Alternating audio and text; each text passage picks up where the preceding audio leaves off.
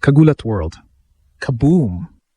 Buong mundo nabigla sa mabilis na pagbalik ni Alexandra Ala sa world number 41 sa live WTA rankings. Mula sa pag-slide sa 47 matapos ang Qatar setback, ang walkover win laban kay Hailey Baptiste sa Dubai ay nagbigay ng instant boost. Determinado siyang patuloy na umakyat sa pamamagitan ng pagtalo kay Jasmine Paolini sa round of 32 ngayong araw.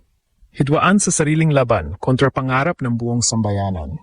Ang 20 anyos na kaliwang kamay na racing star ay nagpapakita ng gutom na mabawi ang career high 40 laban sa 6th seed Italian na number 8 sa mundo at dating Dubai champion. Daloy mula sa social chatter? Alon ng pagmamalaki, kagalakan at matinding paniniwala. Maraming nagpapahayag ng saya sa ranking recovery. Iba ay naniniwala na ito ang tamang timing para sa malaking statement, habang ilan ay nag-i-express ng pag-alala sa pressure pero puno ng tiwala sa kanyang bounce-back spirit at skill. Emosyon, puno ng pag-asa at apoy na nagpapakita ng solidong suporta mula sa mga taga-suporta. Epekto sa buong mundo, tennis community nagugulat sa trajectory niya. Ang matchup ay trending na nag-insipre sa mga bagong talento sa Asia at diaspora. Yabang ng Pilipino sa Rurok. Mula sa nakaraang pagkabigo nagdulot ng doubt patungo sa kasalukuyang surge, fans nagkakaisa sa paghihintay ang kanyang pag-akyat patungo sa mas malalaking korona. Alexandra Ala, icon ng bayan, muling nagbibigay ng dahilan para maniwala ang lahat. Hook. Makakabawi ba ang phenom na ito sa pamamagitan ng upset laban sa elite? Mas malalim na pagbubukas sa kuwento, si Alexandra Ala ay papasok sa round of 32 na may buong momentum gamit ang maikling dominasyon sa opener. Matibay na returns at control na nagbigay ng buffer bago ang medicals. Ang Dubai campaign ay naging kakaiba. Mula sa crowd frenzy sa arrival, diretso sa advancement ng hindi puno ng pagod, dala ang mga aral mula sa kamakailang pagkatalo. Ang retire ng kalaban, nagdulot ng mixed sympathy, pero ang kanyang classy response ay nagpakita ng tunay na sportsmanship. Isang nakabinging balita ang yumanig sa tennis world. Si Alexandra Ala ay opisyal na umangat muli sa world number 41 sa live WTA rankings. Mula sa pag-slide sa number 47, matapos ang masakit na exit sa Doha, bumalik siya agad sa upper tier matapos ang walkover win laban kay Hailey Baptiste sa Dubai Duty Free Tennis Championships. Isang iglap lang, parang kidlat sa disyerto, ang naging epekto ng panalong yon sa kanyang ranking trajectory. At ngayon, mas lalong umiinit ang usapan dahil nakatakda na ang kanyang round of 32 showdown laban kay Jasmine Paolini, ang Italian powerhouse na kasalukuyang nasa top 10.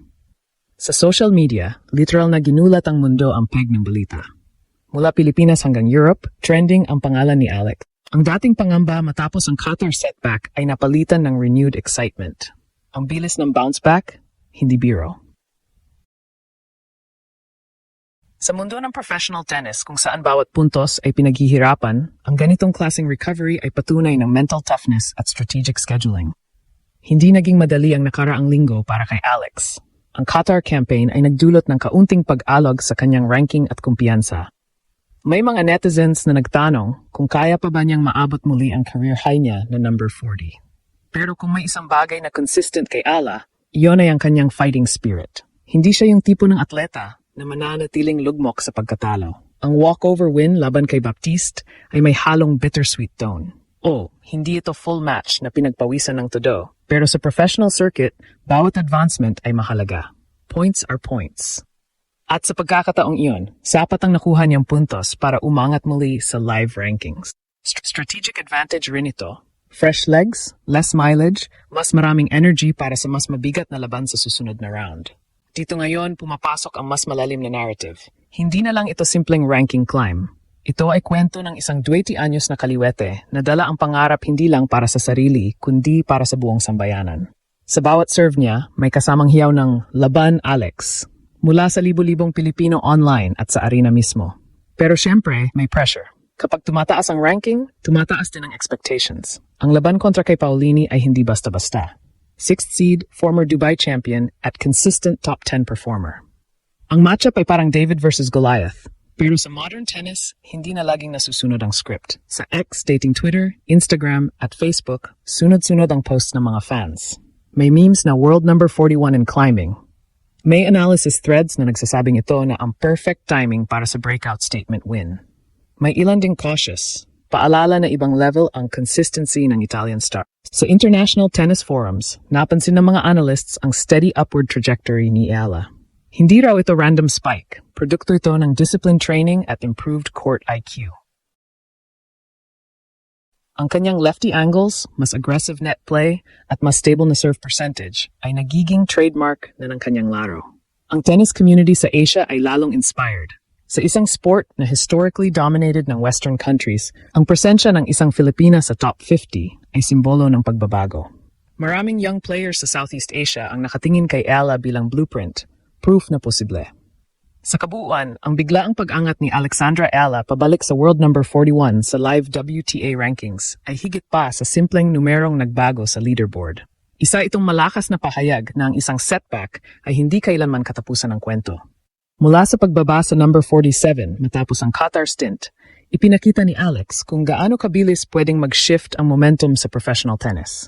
Basta handa ka, focused ka, at hindi ka nawawalan ng tiwala sa sarili. Ang walkover advancement niya sa Dubai Duty Free Tennis Championships ay maaring hindi dramatic sa paraan ng isang 3-set thriller.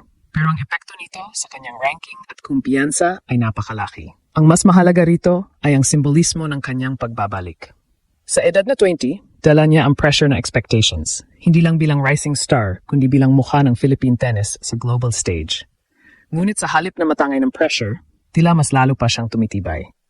Ang social media buzz, ang suporta ng mga Pilipino sa UAE at sa Pilipinas, at ang pagkilala ng international tennis community ay patunay na ang kanyang journey ay sinusubaybayan na hindi lang ng ilang fans kundi ng buong mundo.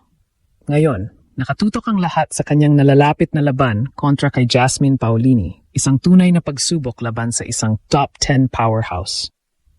Dito masusukat kung ang ranking rebound ay magiging daan sa mas malaking breakthrough. Ngunit anuman ang kalabasan, malinaw na si Ella ay nasa tamang direksyon. Ang kanyang laro ay mas mature, mas composed, at mas strategic kumpara sa mga nakaraang taon. Ang kanyang lefty advantage, improved serve consistency, at mas agresibong net play ay mga indikasyon na patuloy siyang nag-i-evolve bilang atleta. Higit sa lahat, ang kanyang pag-angat ay nagbibigay inspirasyon sa bagong henerasyon ng mga batang Pilipino na nangangarap sa tennis. Sa bawat pagbanggit ng kanyang pangalan sa international broadcasts, mas lumalawak ang footprint ng Pilipinas sa sport na matagal ng dominado ng ibang bansa. Hindi na ito simpleng participation. Ito ay tunay na kompetisyon sa pinakamataas na antas. Sa dulo, ang pagbabalik ni Alexandra Ella sa world number 41 ay hindi lang headline na ginulat ang mundo.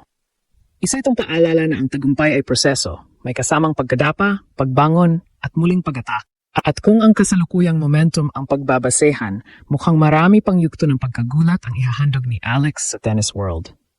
Ang laban ay nagpapatuloy at ang kanyang kwento ay lalo pang umiinit.